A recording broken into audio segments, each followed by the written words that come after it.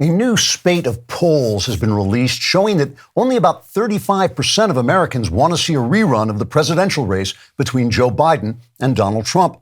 Approximately 57% of Americans would rather watch a rerun of Ren and Stimpy adult party cartoon, while 65% would prefer to have one of those pimples you sometimes get on the inside of your lip, and then you forget about it and drink a glass of orange juice, and it feels like your face is full of hydrochloric acid.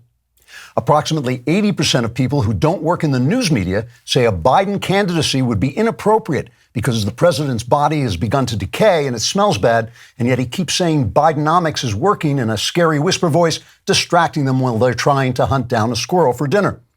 Conversely, 80% of those who are in the news media say they don't smell anything, and anyway, it's probably just some meat that's gone rotten in the refrigerator, and there's absolutely no evidence that Biden is as corrupt as he obviously is, so everything's fine. Around 70% of Republicans who oppose a Trump candidacy say it's because Trump keeps making that giant frowny face so he looks like a walking mugshot, and also because he keeps posting on Truth Social about how everyone he doesn't like should be executed, and they're beginning to worry he may be serious, and also because, just look at him for crying out loud. What are you, crazy? 95% of Democrats who oppose Trump run around in circles screaming that Hitler held transsexual slaves in the American South before murdering George Floyd with fossil fuels. Then the Democrats set off the fire alarm, explaining they were in a hurry to go to the bathroom and throw up because climate change has created so much racism that you can't even castrate your child without Republicans banning abortion. Although Republicans denounced the Democrats for setting off the alarm, Democrats defended the action, saying they had to do it because they're completely hysterical. Since the American people want better candidates than last time, both Democrats and Republicans are working hard to make sure the American people don't get what they want, because screw them. For instance, with polls showing voters strongly disapprove of the Democrat president, Democrat policies, and Democrat policies made by Democrats working with the Democrat president, Republican Congressman Matt Gaetz has devised a brilliant plan to ensure that only Democrats are elected to office from now on. By engineering the ouster of House Speaker Kevin McCarthy, Gaetz temporarily traded a likely Republican electoral victory for self-destructive, paralyzing chaos until McCarthy can be replaced by Gaetz' imaginary friend, Boo Boo the Invisible Bear. Congresswoman Nancy Mace, likewise, voted for the Gaetz plan, but says morning sex with her fiancé was just so fantastic that she was in a haze of afterglow and didn't know what the hell she was voting for. In response to the McCarthy vote, congressional Democrats set off the fire alarm and ran into the street screaming about Hitler's transphobic climate change. Meanwhile, no matter how unpopular the idea of a Trump-Biden rematch is, other candidates have not been able to make any headway. At the last Republican debate, for example, Nikki Haley just wagged her finger and scolded people for no reason, like when your maiden aunt gets angry drunk at Thanksgiving, but is too deaf to understand what anyone is talking about. Vivek Ramaswamy delivered an articulate and impassioned speech and is now waiting to find out what he said so he can disagree with it. And Ron DeSantis continued to do an excellent job governing the state of Florida, thus rendering himself entirely unelectable. Across the aisle, meanwhile, RFK Jr. has announced he's going to run as an independent. He says his differences with the Democrat Party are irreconcilable because they're corrupt and authoritarian, whereas he's totally insane. Thus, no matter what the voters want, it looks like it's going to be the corpse versus the mugshot all over again. So on your way out of the country, don't forget to set off the fire alarm. Trigger warning, I'm Andrew Klavan, and this is The Andrew Klavan Show.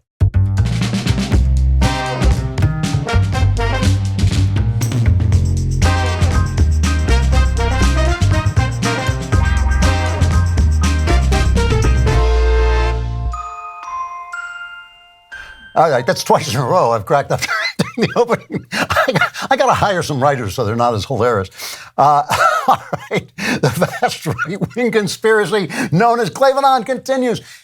You know, it's time to start. It's actually October. It's time to start preparing for a Klavan family Christmas. And the way you do that is pre-order The House of Love and Death that Publishers Weekly in a starred review said is the best in the Cameron Winter series. I think it's only as great as the other two, When Christmas Comes and A Strange Habit of Mine. But you will love The House of Love and Death. Great Christmas present. And you can also get my daughter Faith Moore's book, A Christmas Carol, which is not that Christmas Carol, but a new Christmas Carol about a girl boss who finds out about the things that matter. I'm reading it now. It's just absolutely charming and delightful. So you should have a Klavan family Christmas, because it's not like your Christmas where, your uncle gets drunk and starts telling you secrets about your father's ex-wife. It's not like that. We have really happy Christmases. So if you get our books, you'll have a happy Christmas too. You also want to subscribe to the Andrew Klavan YouTube channel. You'll get exclusive content. We also put up our interviews, our weekly interviews, which you can get on the feed or wherever you get your podcast, but you can also get them there. Last week's interview was on out of control crime in New York. And this one will be a really interesting interview with a best-selling author who has written a book about an unbelievable true crime story you've never heard before. You don't want to miss that. You also, as I say, get exclusive content, which we hand deliver to your house, wearing only an overcoat with nothing underneath it, and we wrap the content in pornography so it looks, more respectable than our content. Also, if you leave a comment, and the comment is disgusting morally and ethically every other way, we will read it on the air, because that's what we're here for. Today's comment is from Sam 8190. He says, "I don't know why it took me this long, but I finally pre-ordered The House of Love and Death. Now that I've signed my life away to the cult of Klavan, I feel as though my very being finally has meaning and purpose." That's not just a feeling, Sam. That is actually true. Once you pre-order this book, you will have meaning and purpose you never had before. But meanwhile, while you're doing that, we will get to today's episode, Bang Your Wife and Save the Country. So last week we were talking about marriage, and which is, in keeping, I was talking about the things that this girl, Pearl Davis, talks about the divorce laws and how feminism has been bad for marriage. And yet I was defending the institution of marriage, because I think it's the only thing that is going to save the country and your personal life. And this is in keeping with my deeply unpopular idea that instead of screaming about leftists and feminists in the system, the first thing you should do while dealing in politics is take care of your own life, because that's how, remember, this is how the left won, by infiltrating our institutions over the course of 50 or 60 years. Individuals did that who actually deeply believed in what they were selling, and they infiltrated our institutions, and that's how they destroyed it. And we're not going to beat them in one or two elections, so you have to start with your life and lead the way by the way you're living into a world fit for free men and women who act independently in little cohorts, including in marriages. So I immediately got the nonsense. I don't have a lot of respect, I got to admit, for these clickbait people. I immediately got this response like, when are you going to debate Pearl Davis? When are you going to debate Andrew Tate? When are you going to debate Nick Fuentes? And my response is always the same. First of all, I don't debate, because I don't care about winning an argument or gotcha things.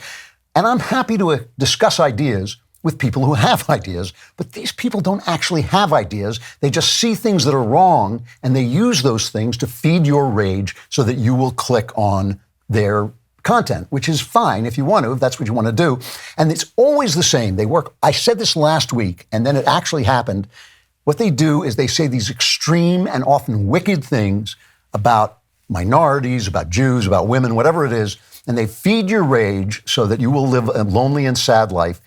And then, what they do is buried in that, they have some points, because you can always say, talk about what things are wrong. So you say, like, women are evil, divorce laws suck, never get married. And so someone like me responds and says, come on, women are not evil, and marriage is still the best way to have a good life. And then, Pearl puts up a tweet saying, so you won't debate reforming the divorce laws. They always retreat into this one area where they say something that makes sense. And this is a trick. This is a trick that all of these clickbaiters use. And if there's one thing about, Pearl and Tate and Fuentes, they're master baiters. So fostering bitterness and anger so they get clicks, and you get mired in loneliness and anger and a sense of helpless despair, because that's what comes of bitterness and anger and all that. It's just a way of making you easy to control so they can profit off you. And all sides use this. Remember this, anyone can see what's wrong. And anyone can use what's wrong to make you angry. And anger makes you stupid and easy to control. This is a big rule. This is the first rule you should learn and beat into your own head, because I can't come to your house and beat it into your head for you. Beat this into your own head. Anyone can see what's wrong. Anyone can use what's wrong to make you angry, and anger makes you stupid and easy to control and easy to milk for cash. And if you know that, you can learn to pay attention to culture and politics like free men and women, instead of like chess pieces being moved around by other people for their benefit. So let's start by looking at politics. Have you ever heard of data brokers? They're the middlemen collecting and selling all those digital footprints you leave online. They can stitch together detailed profiles of your browsing history, online searches, and location data, then sell it off to advertising companies who use the information to serve you targeted advertisements. No big deal, right? Well, you might be surprised to learn that these same data brokers are also selling your information to the Department of Homeland Security and the IRS. To mask my digital footprints, I protect myself with ExpressVPN. One of the easiest ways for brokers to aggregate data and tie it back to you is through your device's unique IP address, which also reveals information about your location. When you're connected to ExpressVPN, your IP address is hidden, making it much more difficult for data brokers to identify who you are. ExpressVPN also encrypts 100% of your network traffic, keeping your data safe from hackers on public Wi-Fi. I have the ExpressVPN app downloaded on all my devices, my phone, my computer, and even my home Wi-Fi router. All I have to do is tap one button to turn it on, and I'm protected. Even I can do it. It's that easy. Make sure your online activity and data is protected with the best VPN money can buy. Visit expressvpn.com/Klavan. Use my link to get 3 extra months free. That's expressvpn.com/Klavan, expressvpn.com/Klavan. I know what you're thinking. You're thinking, how do you spell VPN? It's KLAVAN or something. KLAVAN, there are no E's in Klavan.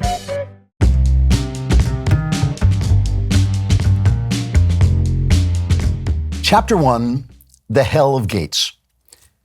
So here's why I think the French Revolution was a worldwide disaster and why the American Revolution was one of the greatest political moments in all of human history.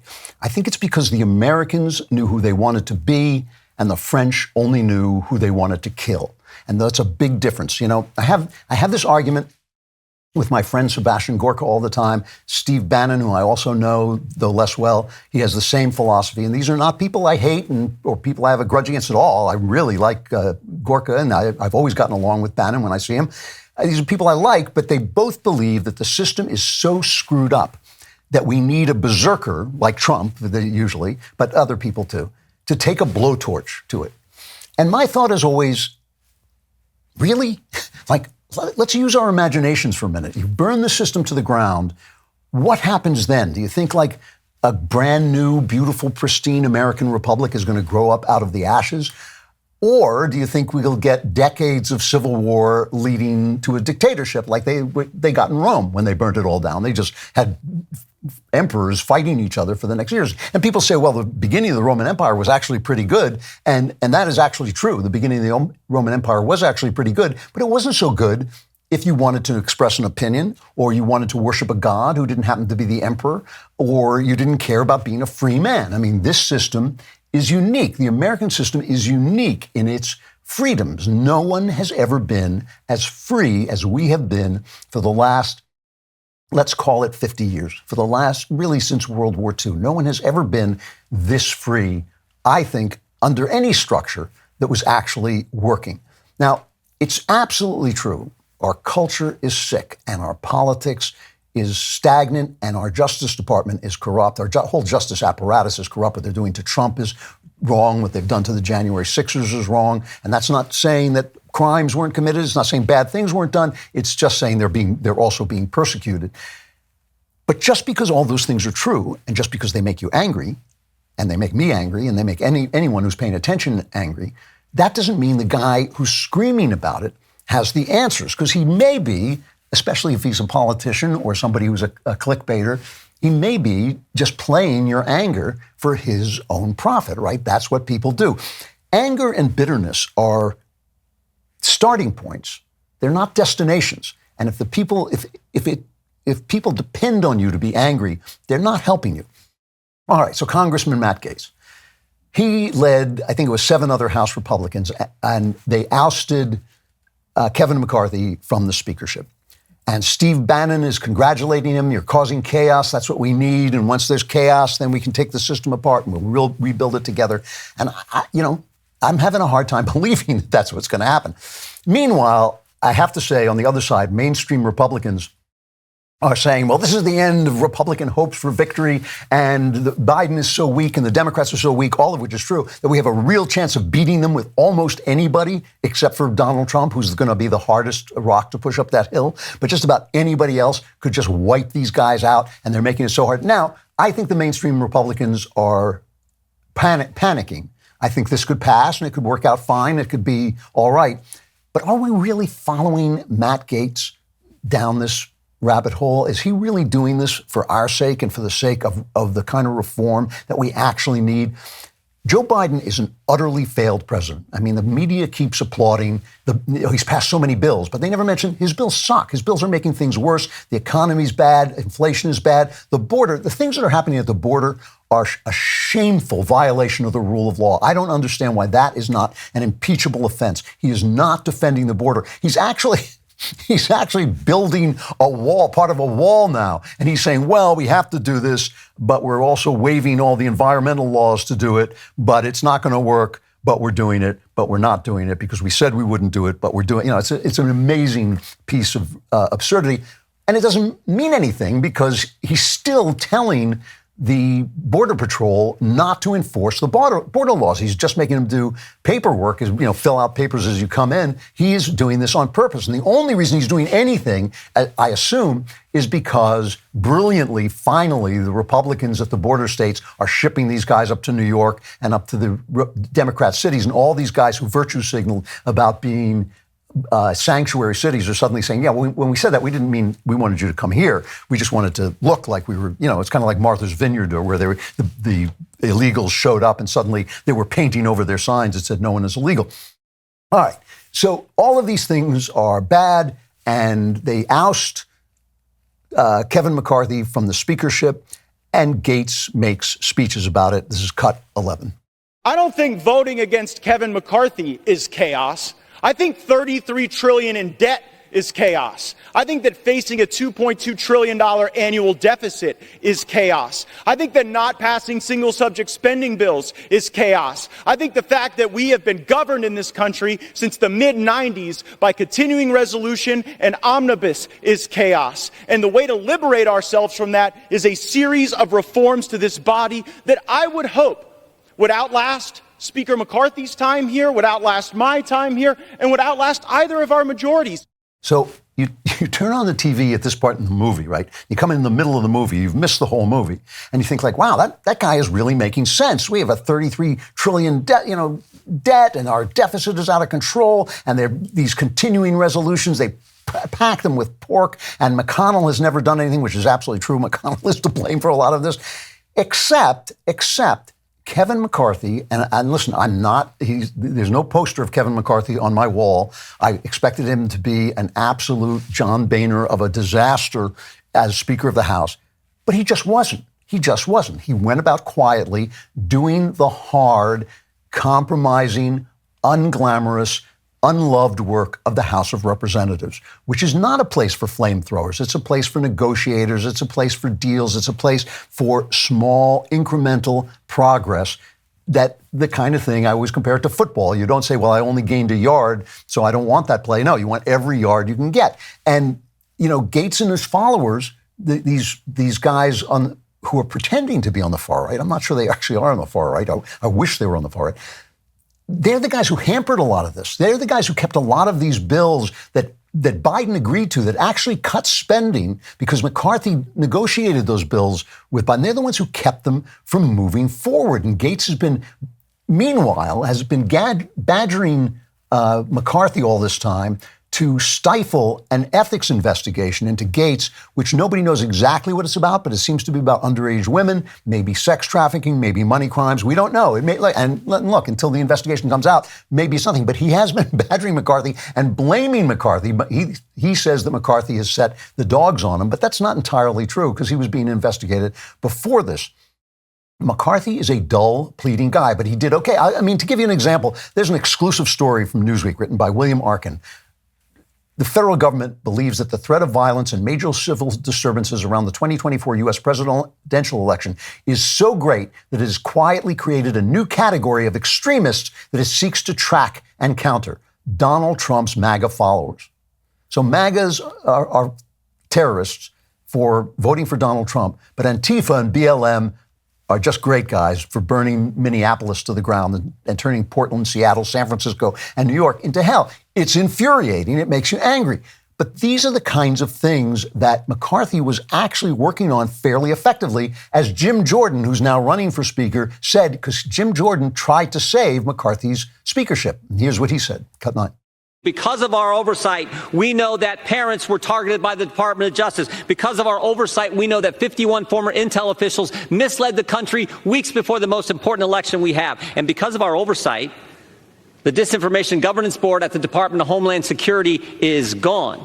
Because of our oversight, the memo attacking pro-life Catholics has been rescinded. Because of our oversight, unannounced visits to Americans' home by the Internal Revenue Service has stopped. That happened under Speaker McCarthy. So that's from Jim Jordan. Yeah, he's a pretty trustworthy conservative. He's a politician. But he was on the show once, and I interviewed him, and I asked him tough questions, and he explained the kinds of things that he was doing. Meanwhile, Gaetz was supporting Jeb Bush before he fell in love with Trump. So I'm not actually convinced that Gaetz is a man of principle who is doing anything but trying to save himself from an investigation and raise funds. He's, of course, raising millions of campaign funds off this and wants to run, I think, for the governor of Florida. The Republican Party has been awful. They've been awful for decades. I mean, really. And I've told the story before of how I talked to one of the top people in the party, and he told me how he was going to ignore the Tea Party. They have been ignoring the people all this time. They've been ignoring the attacks on our culture. They've been ignoring the struggles of their people and of our people in the sense of right and wrong. They're spending $33 trillion in debt. They're $33 trillion in debt. And if you go into debt, you lose your house. It is right to be angry. It is right to, think we have to change things. And if it weren't for our anger, they wouldn't do anything. But the fact is, we're part of the problem. Why, $33 trillion in debt and all the other things he said, the continuing resolutions, nobody cares. Why? And Trump didn't fix it. His debt increase was second only to Obama, so Trump didn't fix it. And when Paul Ryan did his best to fix it, by going after the entitlements that are at the heart of the problem, conservatives hated him because he was soft on the border. All right, and he was soft on the border, and he was wrong, but still, he was the only guy to actually step on that third rail, and Trump destroyed Ryan, because Trump promised not to touch any of the entitlements. So first you have to give up the entitlements. And you know why nobody wants to give up entitlements? And you know why nobody cares about the deficit and the debt? It's because of me. It's because of me. It's because too many people who are old. Because people are old, and by the time the debt destroys the country, and by the time entitlements destroy the country, I'm going to be with Jesus, okay? I'm going to be partying with Jesus. We're going to be passing the holy wine around, and we're going to look down and say, what was that? What was a little spark I just saw out in the middle of the cosmos? Oh, that was America blowing up because of the debt. And I'm like, it's too bad. They spent a lot of money, taking care of me. The country is growing old. Why? Because you're not getting married and having babies. That's exactly why. The country is getting old because you are sitting around complaining and listening to Pearl Davis and not getting married and having babies. Ross Douthat writes about this in the New York Times. He says, as the society has grown older with longer life expectancies and fewer kids, I'm quoting Ross here, their old age commitments become steadily more costly as the share of voters who benefit from those commitments and turn out to vote increases. I'm a reliable voter, and I'm getting the benefits from all these entitlements, right? This makes it harder to fix fiscal problems, and it makes the path of least political resistance the protection of the old and shortchanging the young who, because they're shortchanged, start fewer families and deepen societal senescence. So we get older because you guys are getting screwed by me, and therefore you're not having families. So remember once again, it took 50 years for the left to destroy the country, 60 years really. So what should you be doing that will save the country in 50 years? Well, obviously, you should be raw dogging your wife and getting her pregnant. Instead of listening to me, you can listen to me while you're doing it. You should be banging your wife and getting her pregnant. Instead of whining that the divorce laws are bad, instead of whining about feminists, don't marry a feminist. Feminists suck. Marry a nice Catholic girl like Pearl Davis who won't divorce you.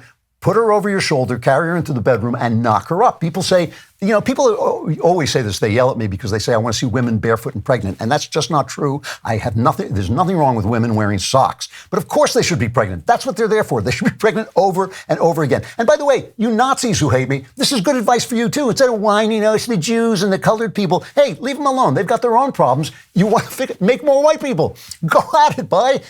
Stop complaining about the Jews and make some more Christians, make some more white people. Do it. Do it. Bang your wife. Save the country. I'm not actually kidding about this. If you think this country sucks, and I think right now this country is in real trouble, remember it took 50 years, 60 years to destroy it. You've got 50, 60 years to take it back. So if you're playing video games and smoking dope and watching porn, you are the problem. If you don't like women, you think women are bad, you don't like the state of marriage, you don't want to give up your freedom to support children, get some patriotism, get married, bang your wife, and knock her up. That's it. That's the solution. You just got to think you got to think short term with your wife, long term with the 8 to 10 kids that you should be having right this minute. Policy Genius makes it easy to compare life insurance quotes from top companies and find your lowest price. Their licensed agents work for you, not the insurance companies. That means they don't have an incentive to recommend one insurer over another, so you can trust their guidance. There are no added fees, and your personal info is kept private. Let me tell you from personal experience, it is very satisfying to check life insurance off your to-do list, and getting covered can be even more satisfying with Policy Genius. A good life insurance plan can give you peace of mind that if something happens to you, your family will have a safety net to cover mortgage payments, college costs, or other expenses. Life insurance through your workplace may not offer enough protection for your family's needs, and it won't follow you if you leave your job. Since life insurance typically gets more expensive as we age, now is the time to buy. With Policy Genius, you can find life insurance policies that start at just $292 per year for $1 million of coverage. Some options offer same-day approval and avoid unnecessary medical exams. Your loved ones deserve a financial safety net. You deserve a smarter way to find it. Head to policygenius.com or click the link in the description to get your free life insurance quotes and see how much you could save. That's policygenius.com.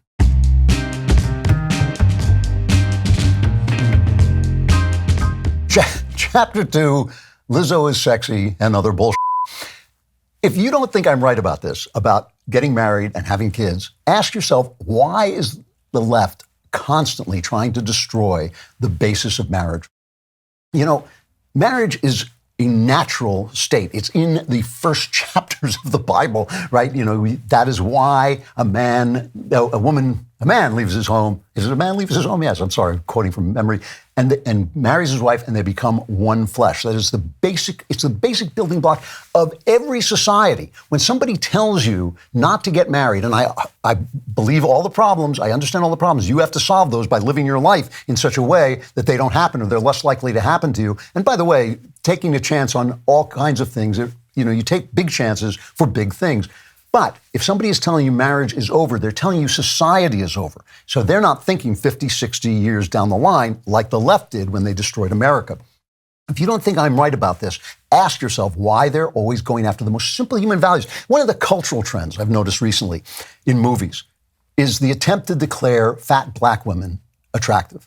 Now, by the way, black women, I don't know why this is true, but black women are some of the nicest people I meet and some of the most attractive people I meet, actually. And they're always calling me pet names like Boo and Sweetie, which, by the way, is the quickest way to turn me into your love slave. I am a sucker for that. How I've lived a faithful married life, I do not know, because that's it. I'm gone. My heart belongs to you. So this is not an attack on black women of any weight class whatsoever.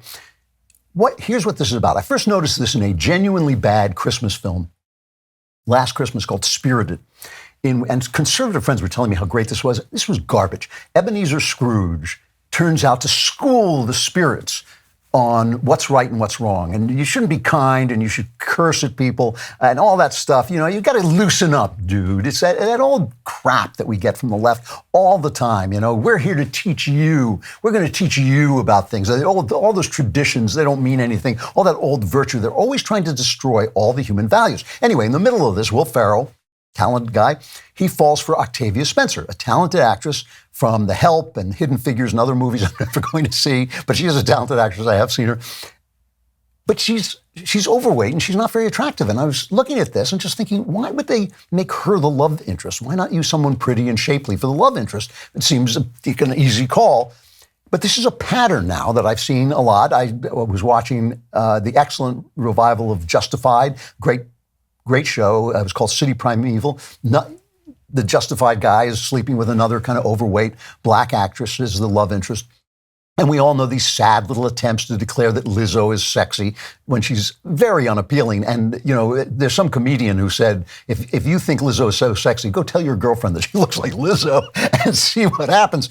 Jordan Peterson, remember, was excoriated when he pointed out that this fat model, Yumi Nu, was not beautiful on the Sports Illustrated swimsuit cover, which she's not. And it's not only black women, but, you know, I think that this is a type that they are going after. Victoria's Secret went from featuring stunningly hot models to putting fat, overweight models in, and they have to actually label the pages with these overweight models very sexy, in case you had a thought of your own, like, that woman's overweight. I'm not going to buy those bra and panties. I don't want to look like that. Now, obviously, I have known guys, there are guys who love overweight women. That's great. Has nothing to do with me. You know, there are guys who fall for this, and there are overweight women who are attractive. However, that is not the human norm. You know, people always point to the painter Peter Paul Rubens, who painted fat women, you know, with lots of cellulite and all this stuff. And there are some extremely ancient statues that are thought to be fertility gods of these very big women, but we don't really know anything about those, so that's hard. But you can look at nude statues and nude paintings going back for 5,000 years, and the sphere of attractiveness, the border lines of attractiveness, who is attractive and who is not, is pretty narrow. There is a human norm of what's attractive, and fat is not in it. It's really for slender women and men. So this is how they get you. Pay attention, because this is the first law. Remember, the first law is they make you angry. Angry makes you stupid. Stupid makes you easy to control. And they beat you because you're being stupid. You know Lizzo's unattractive. They insist that you say she's sexy or you're bigoted in some way.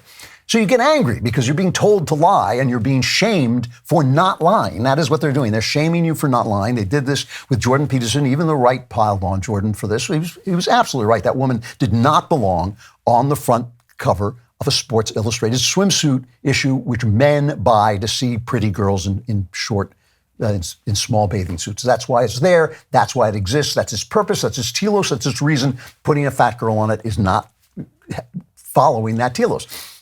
So you get angry, again, rightly so, and you start saying mean things about individual fat women.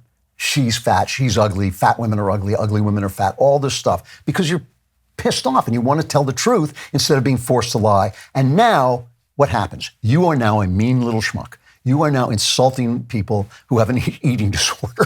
You know, you're insulting people over their looks, which is, I don't think I have to make this argument. That's a nasty thing to do. Nobody would ever do that in real life. You wouldn't do it to your friends. You wouldn't do it to your wife if she was not looking great. You wouldn't say, hey, honey, you're looking ugly, you know. And so now people can discount your opinion. You have lost power because you've gotten angry. So you have to hit back at these lies because these are lies. You have to hit them back with the truth.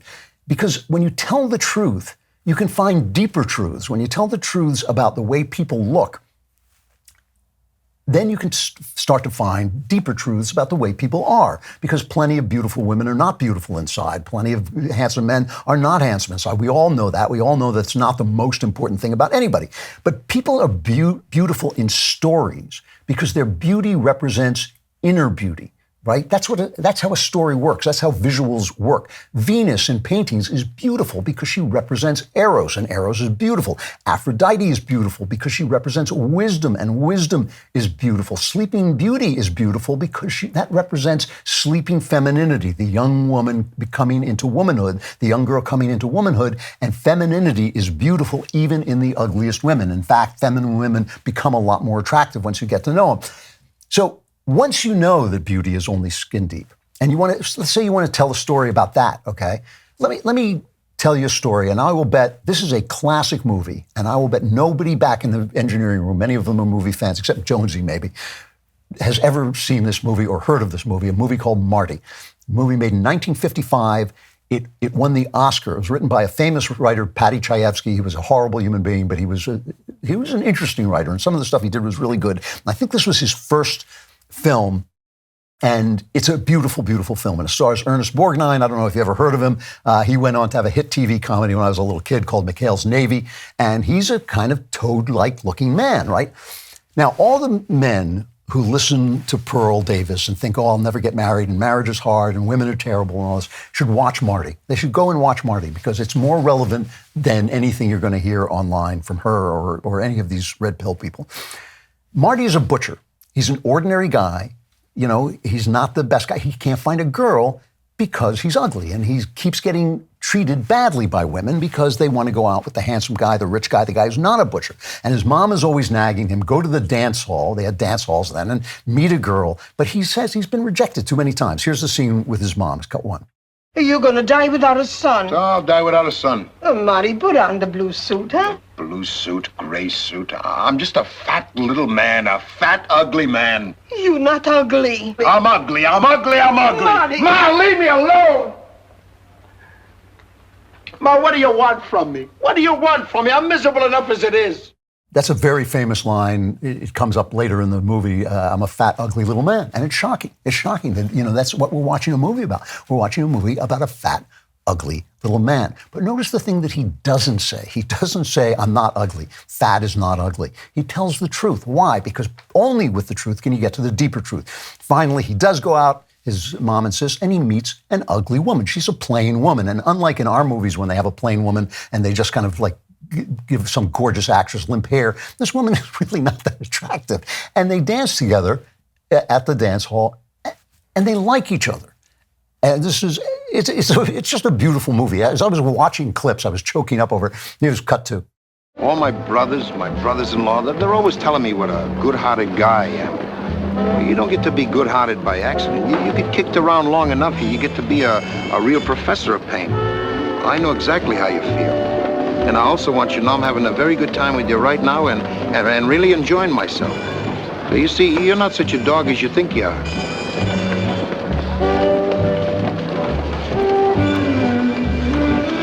I'm having a very good time, too. So there you are. So I guess I'm not such a dog as I think I am. No, you're a very nice guy. I don't know why some girl hasn't grabbed you off long ago. Well, I don't know either. I think I'm a very nice guy. I also think I'm a pretty smart guy in my own way. Excuse me. You know how I figure two people get married and they're going to live together 40, 50 years? So it's got to be more than whether they're just good looking or not. Bingo. Bingo. It's got to be more. This is what gets me about all these guys who talk about marriage and the women want a high-value woman, a high-value man, by which they mean rich and successful, and the man only wants a girl with it. And he's saying these people together for 40 or 50 years, maybe it's about more than that. But notice what he says. And again, this is an Oscar-winning film that nobody talks about anymore. He talks about the fact that suffering has made him kind. That suffering has taught him to be a good-hearted person because he's become a professor of pain. Because he's ugly, because he's fat, because women have mistreated him, has he become an angry guy sitting in his mother's basement watching pornography and listening to Pearl Davis and saying, oh, yeah, it's women. No, he understands that this is part of life. This is a human value, and he didn't get a break. He got a bad break, and it has made him compassionate, wise, and kind, so that when he sees a girl who is also not that attractive, he can see into her. He can see that she is more beautiful than she looks, because stories are only stories. And when you start with the truth, which is that some people are beautiful and some people are not, when you start with the truth, you get to wisdom. You get to suffering and you get to wisdom. People don't like suffering, but that's, it's like everybody wants to go to heaven, but nobody wants to die. Everyone wants to become wise, but nobody wants to suffer. It's the same damn thing. When you tell us ugliness is beautiful, you basically make people entitled to feel like you should be attracted to them. I hear this all the time. If you're not attracted to a trans person, you're transphobic. My feeling is, yeah, you can beat that drum till you die.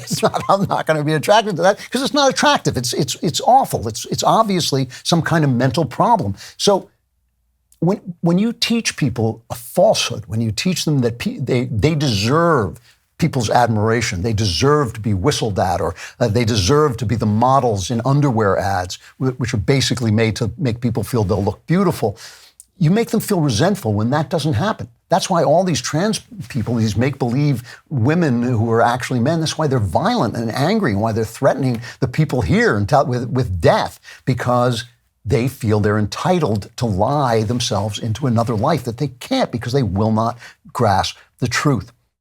So, the truth leads to suffering. It does. Suffering leads to wisdom. Wisdom leads to compassion. And sometimes compassion leads to loving kindness. And then you have a beautiful life, right? Entitlement leads to resentment. You get bitter, you get angry, you end up alone. And worse than, let's look at how this goes even further to this assault in our culture on womanhood and femininity. Are you struggling to sleep at night? I've given up the struggle, but you might be lying in bed overthinking or have anxiety, or you're on your phone while lying in bed, making it harder to fall asleep. Did you know that poor sleep can cause weight gain, mood issues, poor mental health, and lower productivity? Just look at me. Sleep is the foundation of our mental and physical health and performance in our days. Having a consistent nighttime routine is non-negotiable. If you're struggling with sleep, you need to check out Beam. Beam is designed to help you fall asleep, stay asleep, and help you wake up refreshed. Beam's Dream Powder contains a powerful, all-natural blend of ingredients that include one of our favorites, magnesium L-theanine. Beam sent some Dream Powder down to the studio for my team to try.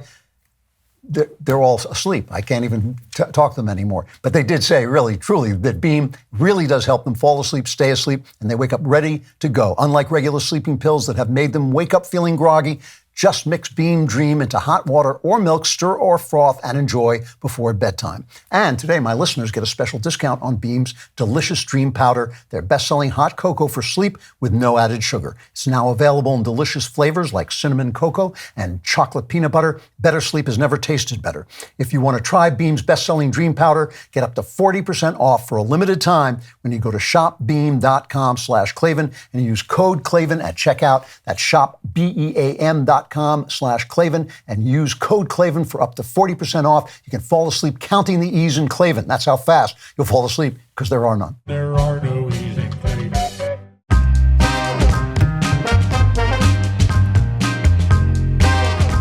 Chapter 3, Women Without Womanhood.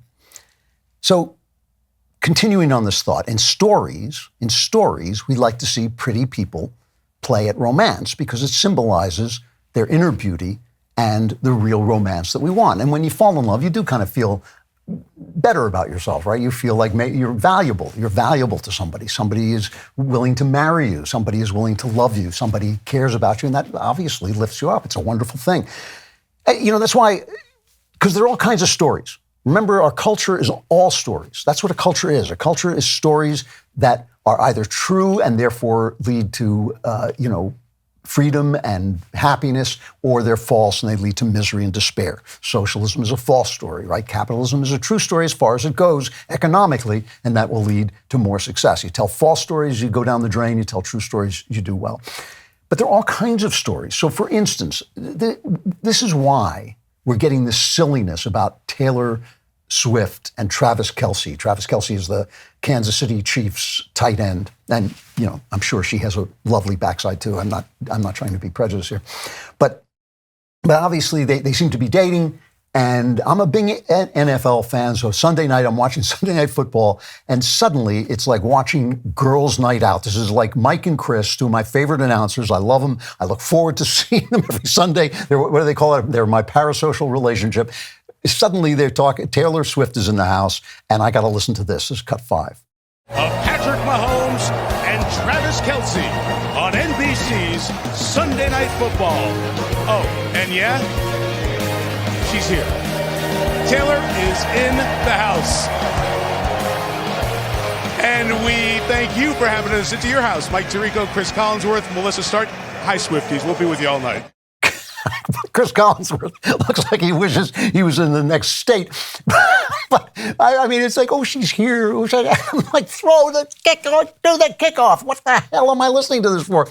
We're giggly because it's a story. It's a story. He's a handsome guy. She's a pretty girl. They're famous. We have parasocial relationships with them. in real life, just clear your mind for a minute. Who gives a rat's ass who Taylor Swift and Travis Kelce are sleeping with? Taylor Swift, as far as I can tell, and I like Taylor Swift. I think she sings nice little songs. I'm not trying to attack her. But she, it seems to me, every 6 months is sleeping with some other guy who's obviously going to ditch her at some point. I mean, she constantly is sleeping with guys who go like, really? But she's a mess. She's an entertainer. She's a performer. Artists, performers are crazy people. She's a mess. If we take them literally, then you start, this is a real problem in our culture. I'm not making this up.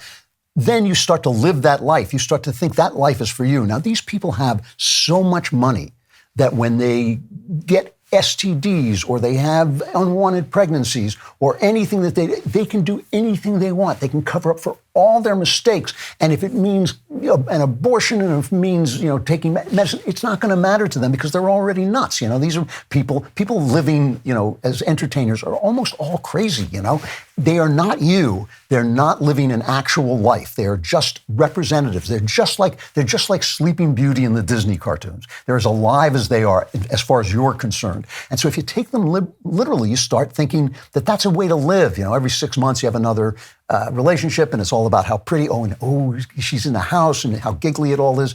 It has nothing to do with that. Obviously, relationships, Marty is a far more honest depiction of what a real relationship is like for 99.9% of it. And I'm not saying that their relationships are better. Most of them end up pretty miserable, these stars and these celebrities. They end up pretty miserable and pretty unhappy because their marriages fall apart and they still have children. Their children still get hurt just like other children do. But if you live like that, there was this baseball pitcher, Trevor Bauer. I don't know if you saw this. He's been Me Too'd. And he has been in all these lawsuits. A couple of times he's been accused of assaulting women. And he was in a cross suit with this woman who accused him of strangling her and doing all this stuff. And one of these suits went on and on and on. And it turned out that this woman was a femme fatale. I mean, she was a literal femme fatale who had planned with one of her friends to get her hands on this guy's money by talking him into rough sex and then accusing him of assaulting her. And he came on X, I guess, and had the proof that he had finally gotten of texts with her friends where they were setting this up. Here's a brief clip of that. Next victim, star pitcher for the Dodgers. A text Lindsey Hill sent to a friend before she ever even met me. What should I steal? She asked another, in reference to visiting my house for the first time. The answer? Take his money. So how might that work? I'm going to his house Wednesday, she said. I already have my hooks in. You know how I roll. Then, after the first time we met, net worth is 51 mil, she said. Bitch, you better secure the bag, was the response. But how is she going to do that? Need daddy to choke me out, she said, being an absolute whore to try to get in on his 51 million, read another text. Then, after the second time we met, former Padres pitcher Jacob Nix told her, you got to get this bag. I'll give you 50,000, Lindsay replied. Her AA sponsor asked her at one point, do you feel a tiny bit guilty? Not really, she replied. All right. So now, I saw a lot of this. Some conservatives come out and they say, this is a horrible, horrible woman who should be in prison. Well, yeah, I think that is absolutely right. She's a horrible, horrible woman. And other guys were like, see what I mean? Men, they get the short, this horrible thing happened to him and blah, blah, blah, blah, blah. And I thought, okay, she's a horrible woman. He got nailed and that's not fair. And this Me Too thing obviously had a lot of witch hunt components to it. But can anybody think how Trevor Bauer could have avoided this situation altogether? Let's take a moment. Let's all take a moment and put those little caps on, the little thinking caps with little electrodes on them, and just see if we can spark our brains and think of some way that this didn't have to happen. You live in a material life and you get the material results. You live in a material life and you lay aside every human value, which is what the left is trying to get you to do. See, this is what gets me about it. You fall into the pit that they dig for you and then say, I'm in a pit and life sucks. Yes, it does. Yes, it does. Because they pointed out what's wrong, they made you angry, and then they got you. They got you. They dragged you into their values while you weren't paying attention. See, this is the whole scam. The thing is, it's the values that matter. If your value, I'm not saying everything is going to go great for you if your values are right. Please do not tell me that that's what I'm saying. I understand, Jesus was a great guy and look what happened to him. That's not the way it works, right? But still, live by true values, live by real values, relate to God, relate to the guy who made you and who made you in his image. You're going to have a different life. You're going to have a different life than if you live like this. If you wake up next to some girl that you don't know and she's out to get your money, I sympathize, sort of, but I have to think like that didn't have to happen. You didn't have to do that. And this is why people dislike me. Look at me. I'm the most lovable human being on earth. Ask my staff. No, don't ask my staff, but ask somebody who doesn't know me. I am one of the most lovable people on earth. And people get angry at me because I keep saying, you got to start with you. That's all the material you've got. All the material you've got that you have control over is you, right? So you got to start with this. If you treat your body like it doesn't matter, like it's a sex toy, you're going to get the things that sex toys get. You're going to get boned, basically. Here's another one, an extension of this. This is actually kind of the same thing. I'm kind of enjoying this show on Apple TV called Silo, and it's based on Wool, which I think was an internet sensation, and it's made by Graham Yost, who also did Justified. So, I mean, he's got some values, and the show is entertaining. I'm not going to tell you it's great, but it's an entertaining sci-fi type of show, and it's got Rebecca Ferguson, who's a very talented Swedish actress, I think. And like I said, I'm enjoying it. But the main character, played by Sarah Ferguson, who's this little wisp of a girl, very lovely, she's a man. In the story, she is a man. I mean, in the story, she's a woman, but in real life, she'd be a man. She solves her problems by fixing things. That's a man thing. That's what men do. Men solve their problems by taking it out on things. It's not what women do. Women address their problems much more directly. She gets into fights. She punches people in the nose. She climbs up on things hand over hand, and then they lift up a big thing, and she fixes it and screws it. She's a man. She's a man. That's all of it, what men do in hero situations that require great strength that she wouldn't have, okay? Now, again, this is the stuff that makes some women listeners angry at me when I said, for instance, that women can't win a medieval sword fight, which they can't. They simply can't. They would be overpowered, killed within seconds. Like I said, the guy wouldn't even kill them. He would just walk through them to get to the guy with the sword in back of them. Heroines all have to be strong. And when they say strong, they don't mean strong like a woman having a baby. They don't mean strong like a woman facing the death of a friend. They don't mean strong like a woman standing up when her husband is collapsing because he's got too many troubles. They don't mean a woman sticking by a guy when he's got nothing and when he's fallen apart, which I've experienced in my own life. They don't mean that kind of strong. They mean strong with her hands on her hips and punching people in the nose so that they fall down. They're not flattering you, ladies. They are not flattering you when they do that. They are stripping you of your womanhood. They are stripping you of what makes you you. They're accepting the materialist value, and this is the value of materialism, that the highest good is power. And if you don't have power, you are less than the people who do, as opposed to the spiritual value of femininity, which is the highest good is love. And therefore, a mother is participating in the highest good. One of the symbols of maybe the symbol of our highest humanity is Mary in the Bible, the Virgin Mary who gives birth to Jesus. And you know, what happens if you don't honor Mary, who is womanhood, as chaste and fertile and the giver of life, the giver of humanity? You get the opposite of that, which is this guy. You play the cut of this is a trans influencer, Rihanna Rose. I will let a doctor who has successfully transplanted a uterine complex before cut the organs out of a willing, healthy, transmasculine donor, place them in my body. I will devote myself, heart and soul, to their aftercare. I will have as much gay sex as it takes, with as many trans women as it takes, and let the transphobes and homophobes scratch their heads, wondering what to make of it. And I want to be the first trans woman to have an abortion. Right. We have let these people, and I'm not saying you, each individual, these are people who have taken over our culture over 60 years. They infiltrated our culture with their beliefs because they knew what they believed, or we just knew we wanted to stop them. That's all we knew. They knew who they wanted to be. We knew who we wanted to kill, and that's why they were successful. They have done everything they can to overturn human values of beauty, human values of love, human values of gender, human values of creation. When you get the highest human value is life. And when you get rid of all the human values, you end up in love with death. Take a woman, make him a man, then give him the power to give birth so he can kill the child. I mean, if that's not a depiction of being in love with death, you remember what God says in the Bible, I'm putting before you life and death, choose life so that you may live. They have done the opposite, and they're getting you and me to do the opposite too. We shouldn't be fighting with them. We should be taking the country and the culture back one day at a time, one person at a time, and the first person is you.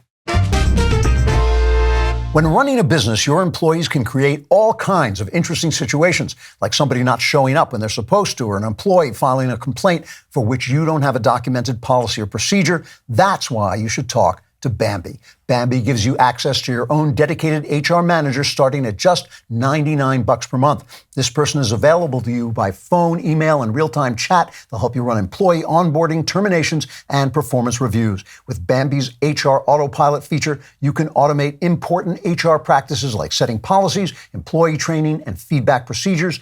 All of Bambee's HR managers are based in the United States, and they can support the nuances across all 50 states. HR managers can easily cost $80,000 per year, but Bambee starts at just $99 per month. Schedule a free conversation today to see how much Bambee can take off your plate. Go to Bambee.com right now and type Andrew Klavan under podcast when you sign up. Bambee, it's spelled Bambee.com, Bambee.com, and type in Andrew Klavan.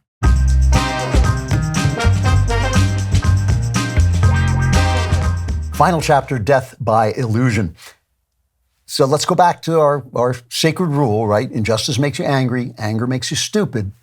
Stupidity makes you easy to manipulate. So when the people tell you there's an injustice, the next thing you should be thinking is, well, what are we going to do about it? Not like making a big fuss, not like going on cable news, not making a show. What are we going to do about it? What's the hard work of doing things? Because one of the reasons I think I sometimes get into minor battles with loudmouths online, I usually ignore them, but sometimes they draw me out, is because I'm not a revolutionary. I am a reformer. And reform takes hard work. And the hard work begins with you, and you have to do stuff, and you have to, make compromises. You have to get in and sort of fix the engine and all that stuff. And that's really hard to do. I hear all these people, all these revolutionaries attacking the DailyWire, one of the most successful cultural vehicles for the right that's ever been invented ever. And they insult us for all the things that we don't do or for making money and all that stuff, but they ain't doing nothing. They're just putting on a show. And this is we've actually had an effect, not just on politics, but on the culture too, because it happened day at a time. We came in one day at a time. We did the work. We did it at every level. We're just the guys like me and Ben and Knowles. We're just the faces of it. All these people behind the scenes who did the work of getting this thing up and running, and that's what you have to do. I don't know if anybody remembers the movie Seven. I thought it was a bad script, but I thought it was a really brilliantly directed crime movie. And it's about a serial killer who kills according to the 7 deadly sins. And the last one is wrath, and he entices somebody into shooting him so that he takes his vengeance on the very people who are trying to stop them. And that's the situation we're in right now. It's romantic to be a revolutionary. It makes good podcast bait. It makes good clickbait. But the hard work begins with you and then goes into the little things around you, the places around you that you can affect, that you can have an effect, your school system, your children especially. The system is bad. It's bad. Our institutions are rotten. The Democrats are truly on the road to a philosophy of genuine wickedness, of calling evil good and good evil. But what do you think happens if we just burn it down? What do you think happens if we just go after every flamethrower who appeases our anger?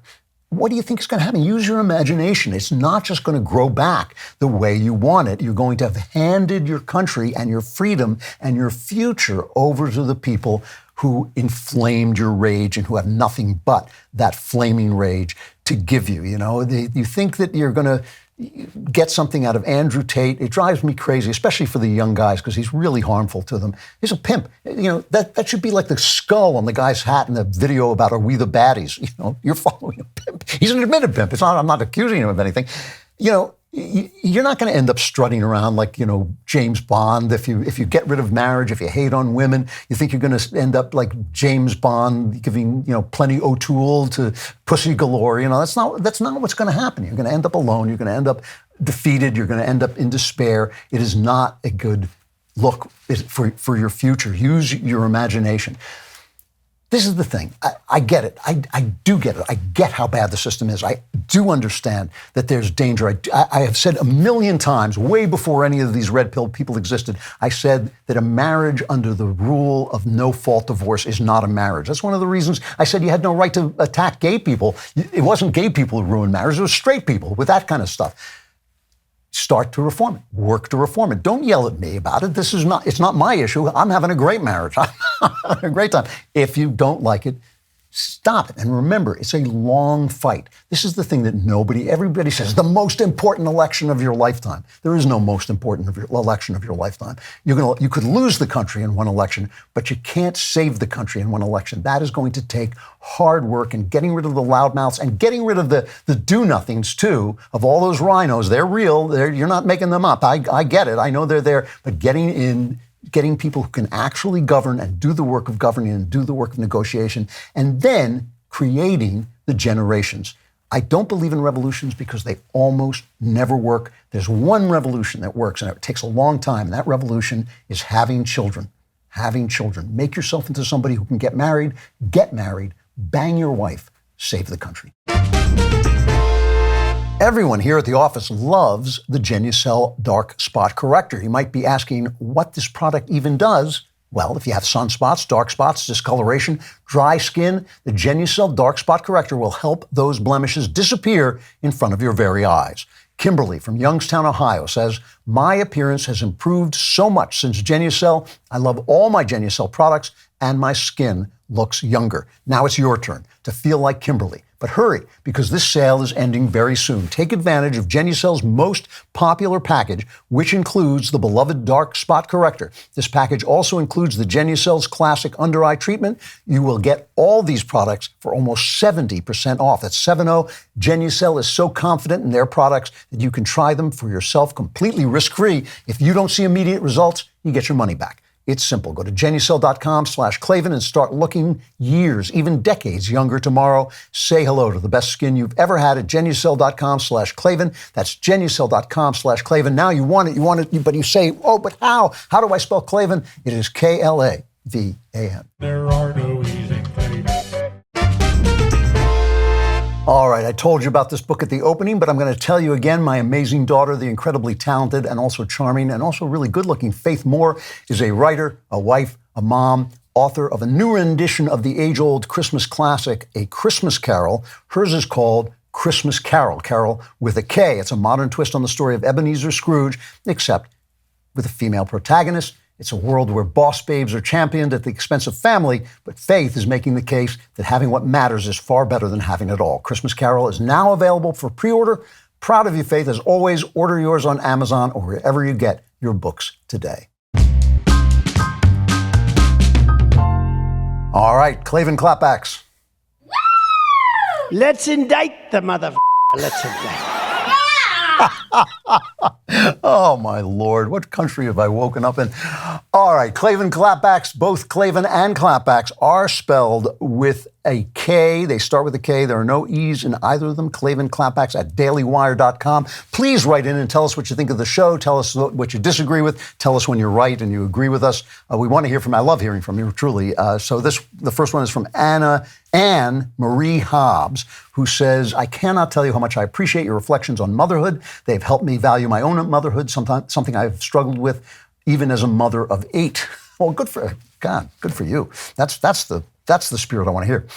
In your fantastic interview with Vodi Bakum, you seem to throw a little shade at the Virgin Mary and also on the Catholic understanding of celibacy. Celibacy is always understood to be giving up a great good like marriage and family life for the sake of a greater good, which is full service to God. The Virgin Mary is understood to be the ark of the new covenant because she carried Jesus Christ. Why would he not care about her purity ever after he was born? Thank you for your humor. I'm enjoying your show. Now a regular listener. Well, thank you, Anne Marie. First of all, I'm not casting shade on Catholicism. I am a Catholic. I'm an Anglican Catholic, and I know for Roman Catholics, they feel it's not enough, but it is the right thing for me. And my theology is almost entirely Catholic, although it only goes up to about 400 AD. That's where we stop. But one beef I have with Catholic defenders is they pretend that the theology of Catholicism has never changed, and that's simply not true. One of the things that the church wrestled with mightily during the Middle Ages was whether virginity was better than the married state. And, you know, in Paul, he does have this line, better to marry than to burn. And I said to Vodi, you know, not exactly a ringing endorsement. And so this has changed, and the attitude towards sex has changed. And I'm familiar with John Paul II's thought on this about the theology of the body and all this stuff. But it has actually shifted to pay more tribute to the married life and to the sexual life. And as for the Virgin Mary, I have a problem with the idea of purity in a wife, including virginity. That's my problem with it. I wasn't there. I don't know what the Virgin Mary's private life was like. That's not really my point. My point is it pure for a wife to be a virgin? Would that actually be a good thing? And that's something I do question. That's in Anglican Catholicism, you don't have to believe that. It's considered a good belief, but you don't have to believe it. From Drino. But all of this is with respect, by the way. I understand the doctrine and totally respect it. Dree Eno says, as a Daily Wire Plus member, I look forward to your show every week. This week, your thoughts about marriage being about love was really good, but you said that the picture of Christ in the church wasn't a good enough explanation for a reason to get married, since the picture of Christ's love for his church and his sacrifice for his church is the greatest love story the world has ever seen. How does this not provide a good picture of marriage? Well, my only point about it is, I said that it does. I said that a great marriage ultimately does come to look like Christ's love for the church. I actually did say that. But my point was that that's not why people get married. You don't look at a woman and say, there's a woman I could love like Christ loves the church. That's not the way it works. I mean, I'm just trying to be a little realistic here. Samuel says, I wanted to give everyone a friendly reminder to read your Cameron Winter books if they haven't already. I just reread When Christmas Comes in preparation for the upcoming release of The House of Love and Death. I promise I didn't write this. And it was even better on a reread. My books are better on a reread. By the way, you're not the first person to say it. As someone who has read most of your back catalog of books, I can say with authority that this is some of the best books you have ever produced. See this? I do not flatter, he says. I merely and meekly tell the truth. The House of Love and Death. Pre-order it right this minute. Do not wait. Do not wait. Life is ticking away. You could die in the next minute, and then you would not have pre-ordered The House of Love and Death. And then, how am I supposed to make a living? All right, I'm going to stop there. If you are a non-member, but you should be a member. What is it? dailywire.com/subscribe. Use code Klavan at checkout for 2 months free on all annual plans. Now, since you're not a member, you already know how to spell Klavan because I say it in all the ads. If you are a member, you don't have to listen to a lot of the ads, so you may not know that it's Klavan, but at least you're a member, so you don't get plunged into the Klavanless week so quickly. And you know that what the Klavanless week is like, the darkness, the screaming, the fire, broken glass, all of it. You know all of it so well because some of you have actually survived it and come back, but most of you have not. This is the time to become a member and come to Member Block.